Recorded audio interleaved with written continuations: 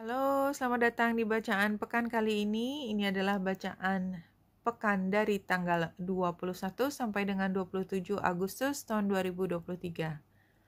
Ambil hanya jika resonate, silakan lihat description box di bawah video ini untuk rangkuman bacaan pekan kali ini. Pada bacaan pekan lalu, saya mengedepankan informasi terkait Venus yang conjunction dengan matahari, Venus retro, yang menunjukkan ini adalah periode di mana kita atau kebanyakan orang mendapatkan tekanan atau overpower, ada kekuatan yang lebih besar yang menekan kita, dan kita tidak punya pilihan kecuali menerima kekuatan tersebut, tanda petik, tekanan tersebut. Kenapa? Karena tekanan itu sifatnya membuka informasi apa adanya, sehingga memang kalau kita bicara di level intelektual, ketika yang dibicarakan adalah kebenaran, tanda petik, ya, maka kita tidak bisa mengelak. Ketika kita bicara emosi, kan kita bisa melihat dari sudut pandang lain, tetapi yang namanya logika, rasional, itu biasanya dimiliki oleh semua orang. Ya, jadi tidak bisa dilawan. Nah, situasi ini sebenarnya kalau kita lihat positifnya adalah saat dimana kita jauh di dalam lubuk hati paling dalam mengerti bahwa kita butuh bantuan. Dan kenapa kekuatan tersebut datang? Karena mereka melihat kondisi bahwa kita tidak sepenuhnya bisa melakukan yang sesuai dengan ekspektasinya, atau kita memang juga merasa butuh lebih dari apa yang ada sekarang, tetapi kita tidak punya kemampuan. Semua sumber bantuan buat kita itu sudah dimintakan dan tidak bisa memberikan apa yang kita butuhkan. Nah, oleh sebab itu, intervensi dari pihak luar ini, walaupun tampaknya menekan dan memberi penilaian negatif, sebenarnya adalah membuka jalan buat kita menerima bantuan tersebut kalau kita mampu melihatnya sebagai bantuan.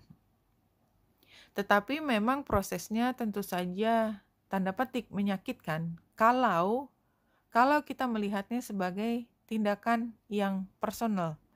Kalau kita tidak melihatnya sebagai yang anything personal buat kita ditunjuk, kita disalahkan, maka kita akan baik-baik saja bisa melewati masa ini dengan tetap mempertahankan kepercayaan diri kita, ya.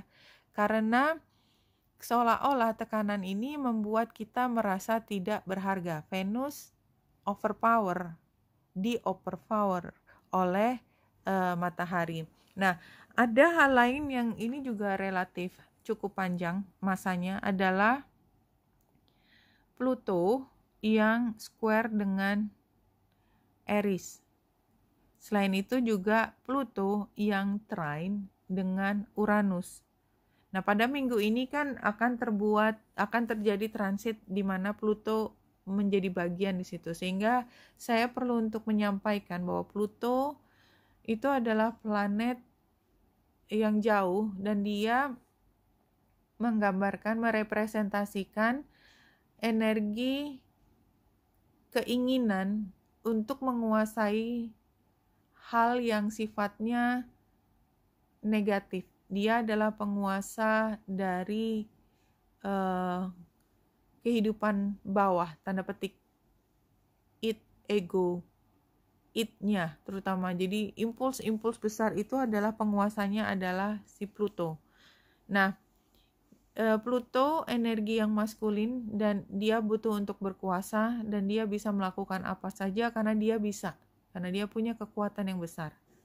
Nah, sementara Aries itu adalah energi yang feminin dan dia juga sama jauhnya dengan Pluto, membuat square. Sama, dia juga adalah draw planet atau planet kerdil, dan tidak bisa disebut planet dalam astronomi. Dia retro juga dan conjunction dengan North Node, sehingga ini pada saat ini energi dari Aries ini menggambarkan strife and discord. Jadi semua hal yang terkait hal yang continue atau yang terus-menerus, yang sudah lama berlangsung, itu akan dilawan. Karena dia butuh untuk rebel, untuk melawan, untuk memberontak. Karena Aries itu energi feminin dan paham dia berada di dalam kekuasaan atau memiliki tenaga yang lebih lemah dibandingkan penguasanya si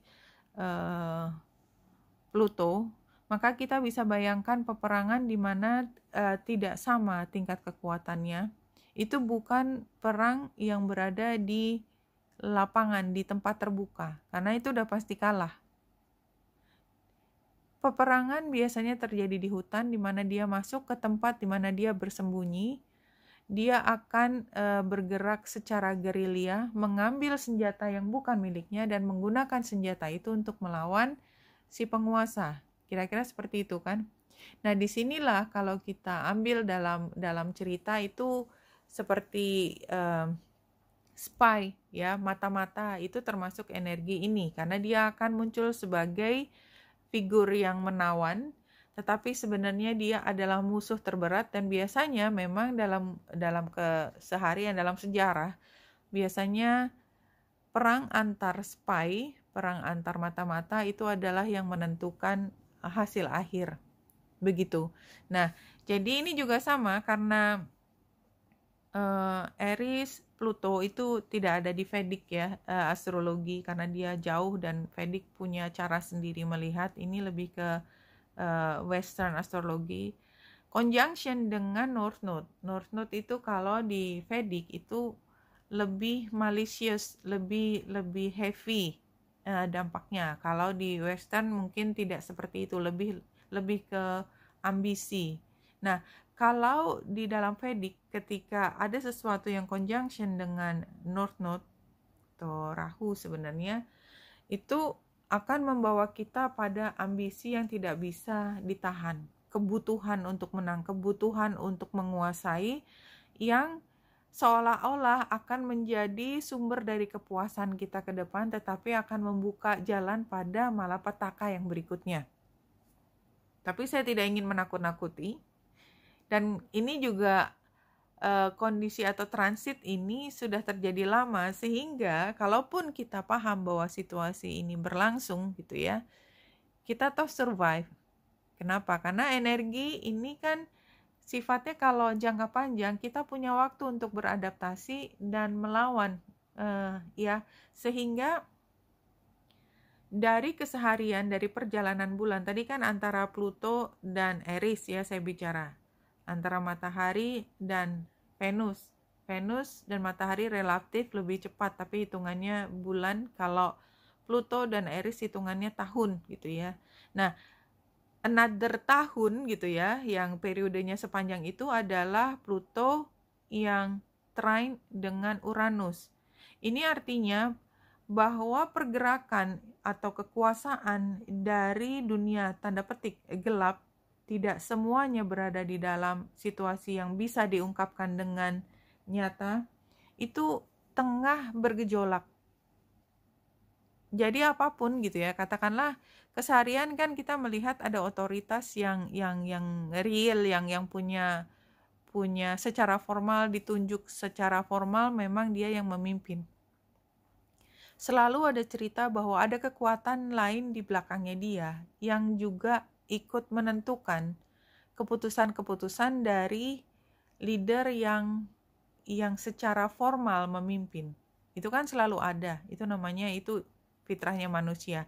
Nah, kondisi yang di belakangnya itu Pluto tengah trine dengan Uranus. Artinya dia sedang bergejolak, jadi di belakang layar itu tengah terjadi perubahan yang besar, tetapi karena trine tidak ada yang lepas kendali. Jadi kalau penggambaran di sini menunjukkan bahwa perubahan kekuasaan di balik layar tengah berlangsung, dan ini semua tersusun secara sistematis.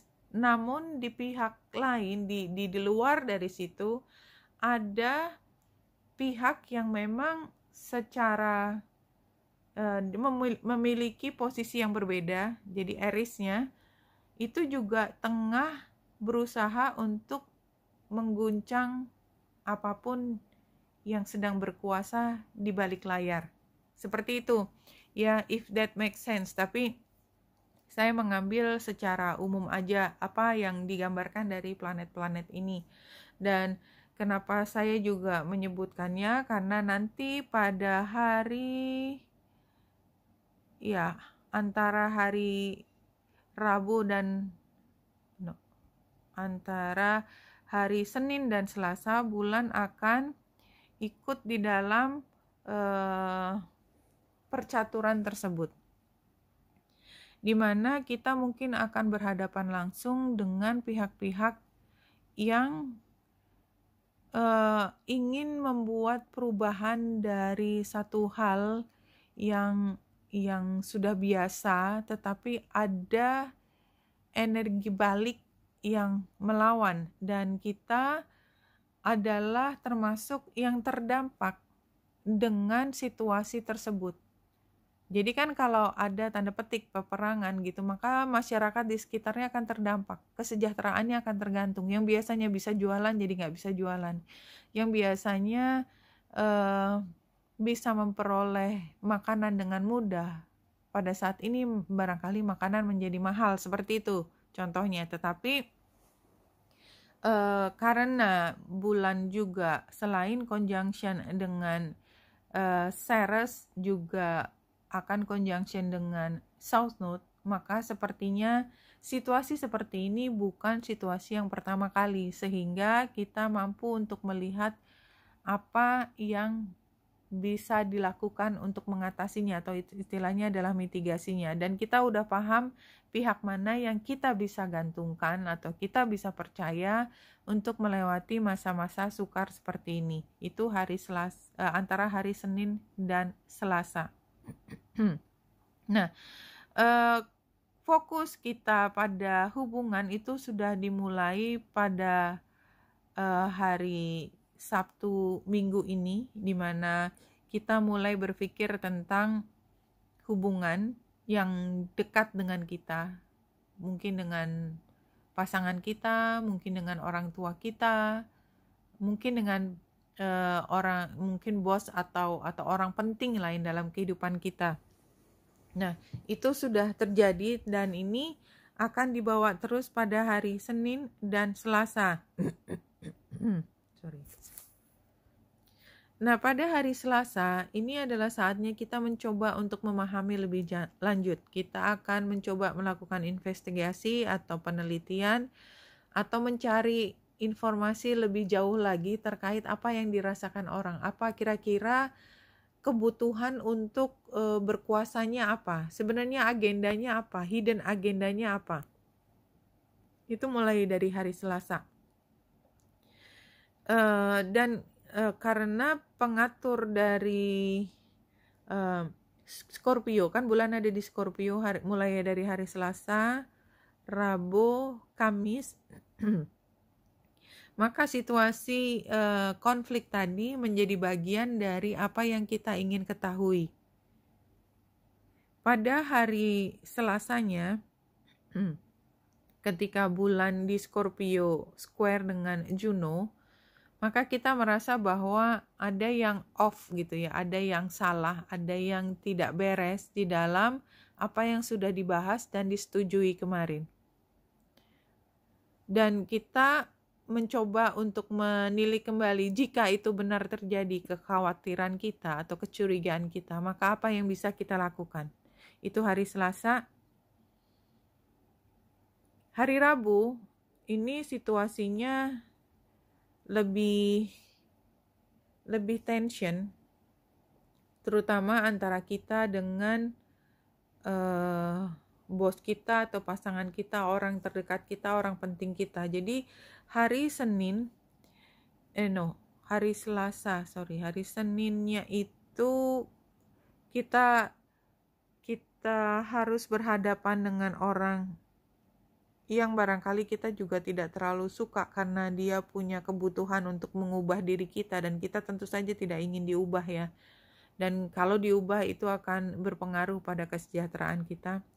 Hari Selasa kita ingin melakukan pengkajian lebih jauh dan kita melihat bahwa ini bertentangan atau tidak sejalan dengan yang pernah dibahas sebelumnya, tetapi apa boleh buat, ini harus dilakukan karena memang orang tua orang yang dituakan, aturan itu bilang begini, kebijakan barunya begini, ya kita harus turuti. Hari Rabu situasinya menegangkan. Kita melihat ada ketidaksesuaian atau ada satu hal yang kita cemaskan terkait dengan tadi pasangan kita atau atasan kita, karena kita melihat barangkali hal yang paling dia sebut berharga, harusnya begini, harusnya begitu, itu dalam kondisi dipertaruhkan. Itu hari Rabu. Hari Kamis kita ketemu dengan orang yang agak aneh juga gitu ya. Tapi dia bukan orang yang biasa kita temui. Sebenarnya ini juga adalah kayak inspirasi ya, bahwa kita bisa melakukan hal yang berbeda. Nggak harus seperti yang biasanya kita lakukan. Dan ini dikembalikan lagi bahwa masalah seperti ini itu bukan masalah milik kita sendiri. Kalaupun ini masalah milik kita sendiri, orang lain juga pernah mengalami periode seperti ini. Itu paling tidak membuat kita menjadi lebih nyaman, lebih berani, lebih enteng menghadapinya karena ini nggak spesifik kita gitu ya. Ya semua juga ngalamin hal yang sama. Nah, hari Jumatnya kita bisa melihat kembali ke kesepakatan awal, menilik kembali apa sebenarnya yang paling berharga buat kita semua. Toh pada akhirnya semua itu mencari zona aman. Pada akhirnya setelah struggle ini, toh kita tetap akan mencari zona aman dan membuatnya menjadi arah ke depan kita. Dan itu yang kita lakukan pada hari Jumat. Dan barangkali pada hari Jumat ini kita juga udah enggan untuk kembali masuk ke situasi yang menegangkan seperti hari-hari sebelumnya. Seperti itu. Nah, pada hari Sabtu tanggal 26, saya melihat ada energi yang bisa membantu kita di situasi yang sangat tidak nyaman. Karena kita seperti mendapatkan inspirasi untuk kedua kalinya. Bagaimana kita membuat dua energi yang tidak menyenangkan itu tidak harus mengarahkan senjatanya semua. Keduanya itu tidak saling mengenal, keduanya saling ingin tanda petik membunuh, tetapi senjatanya biasanya diarahkan ke kita. Kita bisa berpikir kenapa tidak, senjatanya mereka sendiri yang saling mengarahkan, dan saya libur dulu. Saya lepas dulu dari situasi ini karena saya butuh untuk melihat situasi lebih tinggi dari biasanya. Jadi kan sebenarnya banyak hal yang kita bisa menangkan justru bukan karena kita secara langsung melawan pihak tersebut, tetapi kita mencari matchnya dia, karena kita tidak akan semampu mereka ya, atau kalaupun kita mampu males aja gitu. Ngapain buang-buang energi? Maka kenapa tidak kita konfrontasikan dua belah pihak yang saling bertentangan, yang tadinya menunjukkan wajah ke kita untuk menyerang, itu ke masing-masing dari mereka dan kita walk out. Why not walk out? Ini hari Sabtu juga. Kenapa kita harus masih memikirkan hal yang seberat itu, sementara kita butuh waktu untuk diri kita sendiri dan kita melakukan kontemplasi mengenai apa yang kita inginkan sebenarnya. Nah, memang setelah hari Sabtu di mana kita mencoba lari dari situasi yang menekan itu, kita tetap harus bertanggung jawab menyelesaikan tugas tertentu. Tapi setidaknya pada saat tersebut, hari Minggu, kita merasa lebih terdukung ya. Bulan yang grand trine dengan matahari dan Jupiter. Jadi kita merasa didukung pada hari Minggu tanggal 27 ya, apapun yang terjadi. Dan pada hari Senin minggu depannya atau tanggal 28 kita lihat energinya semakin kental, kan warnanya dari garisnya semakin jelas.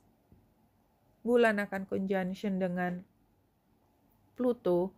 Tadi saya sudah cerita tentang titik Pluto, di mana dia selain membuat T-square dengan Pluto sebagai focal point-nya, yang artinya tanda petik adalah pertempuran yang beda kekuatan, tetapi pada saat yang bersamaan kita juga mendapatkan dukungan dari pihak-pihak yang biasanya mendukung kita, dan membuka pada saat ini pada hari Senin tanggal 28 membuka kesempatan untuk membuat perubahan kalau kita mampu mengartikulasikan situasi kita dengan baik, termasuk mengikut sertakan emosi yang tengah berlangsung di dalam argumen ini. Seperti itu. Oke, saya lanjut dengan Rumi. Tapi tadi yang saya ceritakan sungguh itu ceritanya rumit banget ya. Intinya adalah sebagian besar dari hari kerja kita untuk minggu yang saya tengah bacakan ini adalah bagaimana kita memahami situasinya ya, bargaining power dari masing-masing pihak dan power play yang tengah terjadi. Nah, kalau di sini adalah passion for purpose. Jadi nomor 2. Jadi ini memang tentang hubungan, dan ini ada kebutuhan untuk memiliki, ada kebutuhan untuk mengekspresikan emosi kita. Love like life flows through the heart. Feel the thrill of the flow and say nothing. Exactly. Jadi ini yang saya rasakan. Jadi yang kita lewati pada pekan kali ini adalah semua yang membawa emosi kita to the top gitu ya. Sampai kita kalau nggak prepare ya, kalau kita tidak menyediakan diri untuk merasakan, embrace emosi kita akan overwhelmed. Kita mungkin bisa jatuh sakit atau depresi, atau kita merasakan kemarahan yang luar biasa. Tetapi kalau kita tetap mampu untuk melihat bahwa ini adalah bagian dari cinta di mana kita mampu untuk mengendalikan. Mengendalikan itu bukan berarti kita membuatnya menjadi besar, menjadi kecil, tetapi mengarahkan, menavigasi emosi, perasaan kita untuk bisa mengalir. Mengalir itu kan artinya tidak nabrak. Kalau dia ingin ke arah satu hal, dia tetap mengarah ke situ. Artinya kalau emosi itu kita ekspresikan dalam kata-kata, kita tetap mampu mengatakannya, tetapi tidak harus menabrak, tidak harus berkonfrontasi dan mengakibatkan ledakan. Artinya, apa yang kita sukai, apa yang kita rasakan, kita tetap bisa sampaikan dengan cara berdiplomasi. Love like life flows through the heart. Berdiplomasi dengan mengatakan secara jujur apa yang kita rasakan, buat orang itu percaya bahwa yang kita katakan adalah sesungguhnya yang kita rasakan.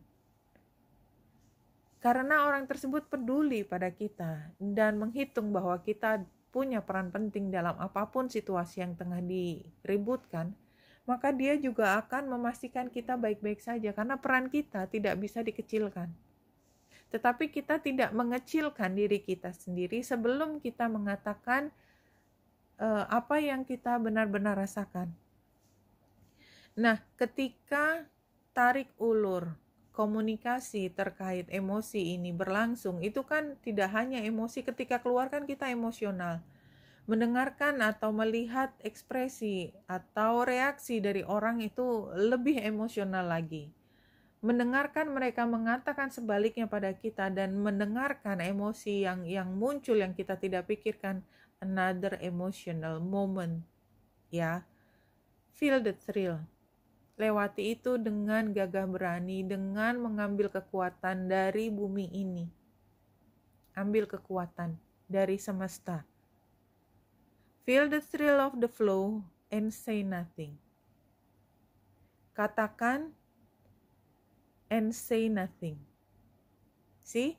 Jadi di sini kita mengendalikannya tidak hanya dengan mengatakan apa yang kita rasakan, mengekspresikan apa yang kita rasakan, tetapi ketika and say nothing itu artinya tidak menambahkan keberatan tersebut, tingkat keberatan tersebut dengan kata-kata yang semakin memperburuk situasi. Say it and take a silent moment. Dengarkan, katakan, dengarkan, and that's it. Exchange-nya, pertukaran informasi terkait emosi hanya sampai di situ saja. Ya. Oh, memang minggu ini relatif heavy ya. Ya, karena tadi Plutonya. Anyway, kalau kita lihat penggambarannya di Lenormand ini, sebenarnya kita sudah cukup nyaman dengan diri kita sendiri. Kita tetap bisa menemukan anchor, jangkar di dalam hati kita. Trust that. Kita nggak terombang-ambing dalam situasi ini. Kita tahu apa yang kita mau. Kita paham situasinya seperti apa, dan kita berani masuk dalam situasi sosial di mana tanda petik pertempuran itu terjadi. Dan belum tentu pertempuran, tergantung dari situasi yang kita hadapi. Ambil hanya jika resonate. Keberanian kita masuk ke situasi di mana komunikasi itu menjadi dominan akan membawa kita pada pemahaman siapa yang menjadi teman kita. So don't be afraid. Kita nggak akan sendiri lagi. Kita akan ketemu soulmate tanda petik kita kalau kita berani maju, menempatkan diri di tempat yang cukup rentan, tetapi membuka kita pada pintu di mana kita bisa mengambil kekuatan semaksimal mungkin dari apa yang kita sudah pernah alami, menjadi kekuatan kita dalam mengekspresikan apa yang kita rasakan. Dan ketika ekspresi itu sudah keluar, maka bentuk dari apa yang kita inginkan bisa dikenali orang, maka yang bentuknya paling match dengan apa yang kebutuhan kita akan mengerti dan akan saling tarik-menarik.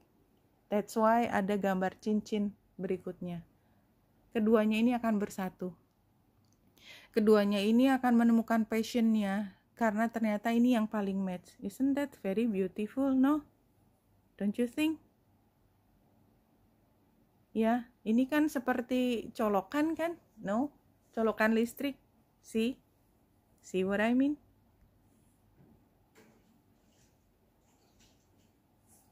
Oke, yang pertama kartunya adalah Serifos Green Quartz. Ini adalah kartu yang jumping. Essential meaning life on life's term. Kehidupan dalam situasi kehidupan itu sendiri. Ini saya nggak bisa bacanya karena bahasa Perancis. Soy de vivre. Pasti sama, lives on life's term. An acceptance of our place in the world, heaven on earth, what is meant to be. Menerima tempat kita di dalam dunia ini. Menerima ya kita begini adanya. In the world, heaven on earth. Ada heaven di atas bumi. Ada surga, ada dunia spiritual di atas bumi. Yang memang harusnya begitu. As long as we are human, we will face times when the only choice is to accept life on its own term. Ya, kehidupan memang begitu. Kehidupan itu ada aturannya sendiri, hukum alam, nggak bisa dilawan. It's just too big. But in that acceptance lies a most precious treasure, the gift of now. Jadi harta paling besar dari kemampuan kita menerima diri kita pada saat ini adalah now-nya itu. Kita hidup pada saat ini, pada momen ini.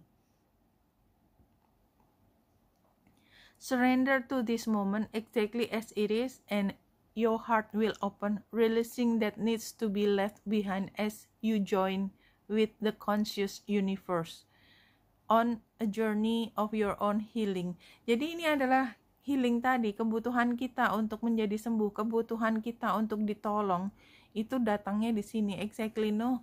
Ini masih cerita tentang pertentangan, mulai dari pertentangan batin kita yang kita tidak berani keluar dari cangkang kita, tetapi kita dipaksa karena ada energi yang overpowering kita, kayak menghancurkan cangkang kita, membuat kita merasa tanda petik telanjang, tetapi kemudian kita menemukan kehangatan baru tersebut. Something wonderful is awaiting you, but first you must be present in what is, so that you can have this experience and receive the gifts of recognizing that you are stronger than you know. Yeah? Very beautiful, no? When the wheel of fortune turns, you may look back on the moment as crucial for your growth. Very often unanswered prayers and unexpected twist of fate lead to the destiny of your heart seeks. Jadi hal yang tadinya kita tuh inginkan, tetapi kita paham bahwa kalau nggak mungkin ya nggak mungkin. Ini gimana caranya? Nggak ada cerita. Ya hal yang unthinkable gitu ya buat manusia. Trust now in this process of acceptance. Trust that the conscious universe has your back. See, it's so beautiful. Jadi di sini memang kita perlu untuk let go. Kalau situasi begitu sukar untuk kita terima, live in the moment. Enjoy it. So what? Kita nggak bisa ngapa-ngapain kecuali menerima kenyataan ini sebagai apa adanya. Toh, the unexpected ini sama kan seperti terbuka jalan, kita memahami, melihat situasi menjadi lebih jelas, dan kita melihat pathway di situ. The unexpected, blue moon. No matter how well you plan, there is always room for unexpected to occur. Build your resilience as rare occurrences can happen. A visitor you have not seen in a long time may re-enter your life. See? Jadi kita bisa merencanakan dengan semaksimal mungkin, tapi toh selalu ada kesempatan buat universe untuk memberi nuansa yang berbeda. Siapa kita menolak itu? Previous eventnya adalah wish wisely. Ya, kita mengharapkan hanya yang terbaik. Sekarang precious time again. Live in the moment. Precious time. The fairy of time wants you to experience every moment fully. And to make the most of your precious time, be mindful not to waste others' time either. Inner child. Jadi pakai waktu ini. Jangan mikir tentang besok atau kemarin. Rasakan saat ini sehingga kita bisa happy. Inner child. The fairies of playfulness remind you to make time to embrace your inner child. Playing keeps us young at heart. Do something silly and fun, but stay safe. Ya. Jadi di sini memang kita sedang bicara waktu. Waktu itu ya ketika ketemu jodoh tuh tanda petik ya, bukan antara laki dan perempuan saja, tetapi faithful, something destined itu ada, kan kita nggak bisa maksa. Ya, when it comes, it comes. Kalau not meant to come, so what? Kita bisa ngapain? Kita bisa marah, kita bisa tantrum, kita bisa kick and scream, tapi tidak akan mempercepat semuanya. Believe me, it can't. Oke. Kita baca aja dari belakangnya. Hopelessness, lacking option, trouble getting started, unprepared. Ini kan kayak kita nggak bisa ngapa-ngapain nih, hopelessness. Nggak ada pilihan lain. Ya udah, wis ngonoai gitu loh. Sorry, bahasa Jawanya keluar. Kemudian challenge-nya, the unconscious, the shadow self, ini tadi. Dunia gelapnya menguasai kita, confusion, dreams. intuition. Ini advice-nya impractical, unhealthy, lazy, overindulgent. Iya, ini kan sebagai advice. Kalau advice kan kita ambil hal yang positif. Ya, lakukan sesuatu yang tidak harus semuanya menyelesaikan masalah gitu ya. Karena memang di luar kendali kita. Apa yang impractical yang kita bisa lakukan? Iya, senang-senang sendiri. Misalnya, kalau saya bermain warna, melukis, ada nggak hubungannya sama masalah saya? Nggak ada hubungannya. Tapi saya senang habis itu melukis. Nyanyi, saya bukan penyanyi, tapi kalau nyanyi saya happy. Apa yang saya hasilkan dari nyanyi? Ya nggak ada, saya tidak menghasilkan uang dari nyanyi. Saya tidak menghasilkan apa-apa. Hasilnya adalah happy aja, impractical. Dia tidak menghasilkan sesuatu yang tangible dari keuangan. Karena masalah kita kan masalah tangible tadi, tapi enggak. Unhealthy, ya misalnya lazy, nggak ngapa-ngapain, nggak apa-apa. Kita nonton misalnya ya, overindulgent, ya udah senang-senang aja. Jadi intinya adalah ini ambil masa dimana kita tidak bisa melakukan sesuatu untuk masalah yang sedang kita hadapi. Kita ambil kesempatan now ini, now-nya datang kan, dia nggak diminta udah datang sendiri, kita masih hidup soalnya. Nggak ada yang bisa kita lakukan, just be happy with yourself. Apa yang kita bisa rasakan membuat nyaman, yaitu kita lakukan. Nah, ini outcome-nya adalah adaptability, changes, multitasking, play. Kita bisa main, bisa happy tadi ya, inner child. Very clear. Jadi minggu ini ya, ini adalah waktunya clash. But it doesn't have to be ours. Ya sudah jadwal aja. Jadwal clash. Kita bisa di tengah dan terkena dampaknya, ombaknya, apinya, dan bisa terluka. Tetapi nggak usah ikut-ikut. Kalau kita memang bisa menghindar, hindari saja. Have fun sendiri. Bikin dunia kita sendiri. Kalau kita menjadi bagian dari clash tersebut, be strong. Ini adalah kesempatan kita menunjukkan emosi kita.